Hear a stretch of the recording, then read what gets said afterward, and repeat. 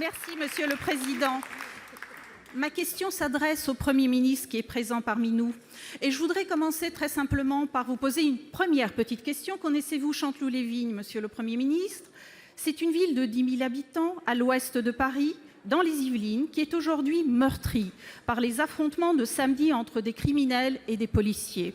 Ces affrontements ont entraîné l'incendie d'un équipement collectif. Chanteloup est une ville française, comme Mantes, Béziers ou Brest, et qui aujourd'hui pansent leurs plaies et se battent au quotidien pour reconquérir, mètre carré par mètre carré, chaque morceau de leur territoire républicain que des criminels souhaitent voir disloquer. Car lorsqu'on brûle nos villes, qu'on attaque nos policiers ou qu'on menace nos élus, c'est la République qu'on brûle, qu'on attaque et qu'on menace, Monsieur le Premier ministre.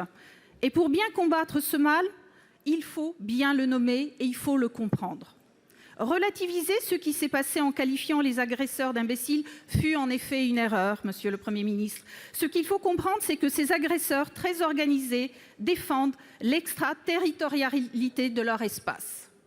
Ils rejettent les lois de la République, ils refusent toute autorité venue de l'État et ils interdisent à la République de s'occuper de leurs affaires. Ils font cession, Monsieur le Premier ministre. C'est cela que vous devez nommer et combattre avec la plus grande fermeté. Monsieur le Premier ministre, comment envisagez-vous de rétablir l'autorité de l'État, autorité que vous devez à nos concitoyens, qu'ils soient dans les Yvelines ou ailleurs en France? Merci pour vous répondre.